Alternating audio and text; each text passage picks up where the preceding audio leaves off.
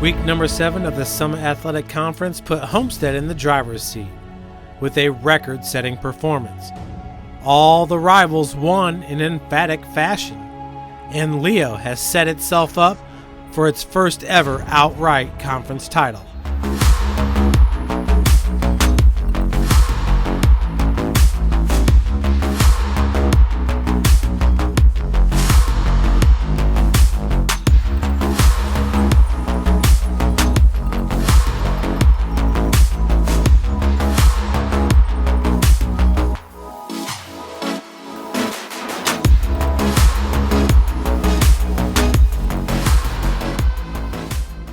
Coming in at number 10 is Wayne running back Chris Thomas. The senior continues to keep the Generals in games. Against Concordia, his TD late in the first quarter ended up giving Wayne the 8-7 lead. There he goes. First down and more. It's a foot race. Chris Thomas down the sideline. Can they catch him? A cut to the inside. Still going. He's gone. He totaled 188 yards on 19 carries with 2 touchdowns in the 27-16 loss. In at number 9 is the Leo defense. The Lions held Huntington North to just 103 total yards and 2 of 12 on third down conversions. Tanner Jackson led the team with 3 tackles for a loss, and Leo had a total of 10 tackles for a loss in the 21-0 win over the Vikings. New Haven's Dre Wright comes in at number 8. The Bulldog linebacker blocked 2 punts and returned this one to the house. He also blocked a field goal attempt, which was picked up by KC Clompton and returned 92 yards for 6. Murray Clopton, room to run, no one ahead of him. Touchdown, New Haven!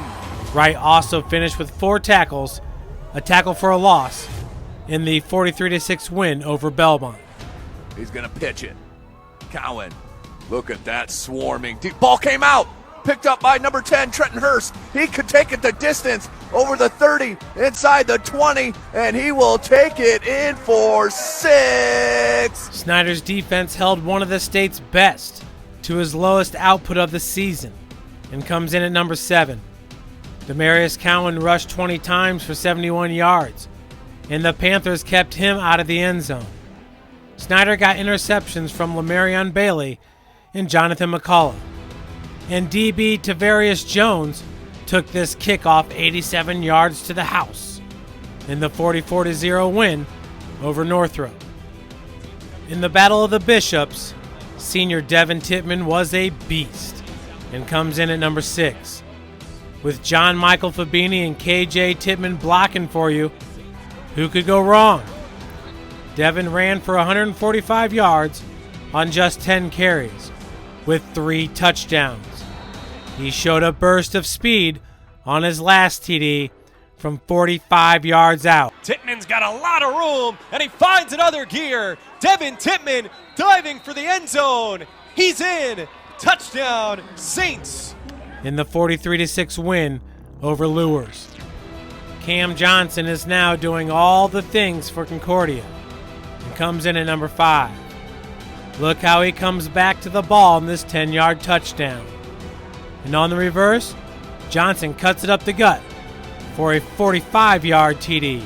And that's Cam Johnson running down the sideline. Johnson gets free. He's gone. And on the jet sweep, he hits the edge and scores from 24 yards.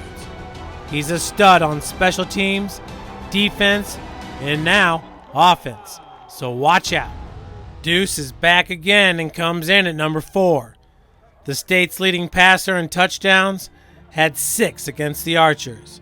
And seriously, check out this 24-yard strike to the corner of the end zone to Arion McCarter.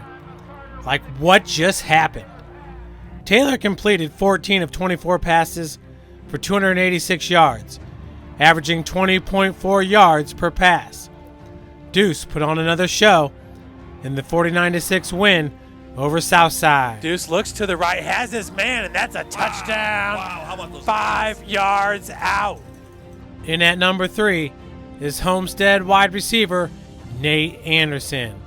What a night for the Spartans, who entered in a three-way tie for first place in the SAC. Anderson caught 5 balls for 230 yards, which is a new school record. He averaged 46 yards per reception and had 4 touchdowns in Homestead's 70-41 win over Carroll.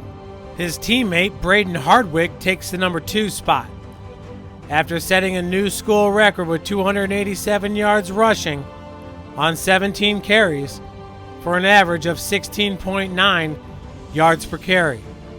He had touchdown runs of 71 yards and 45 yards.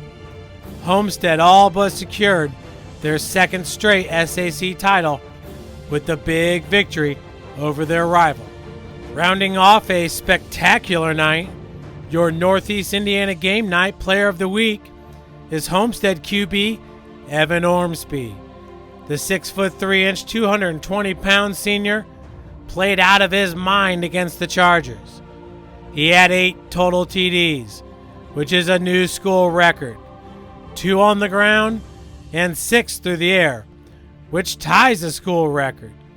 He completed 10 of 22 passes for 436 yards, which is a new school record. Orbsby just keeps on getting better, and Homestead is in the driver's seat. The Kelly Automotive Group would like to congratulate all the players that made this week's Summit City Sports Top 10 list. And good luck next week. This week on Summit City Sports, it's one of the state's best rivalries when Snyder travels to take on the Saints. Carroll looks to get back on track when they host the dangerous Concordia Cadets. Northside looks to make it back-to-back wins at Northrop. Lures looks to get back on track at Southside. And Homestead travels to Wayne on fire.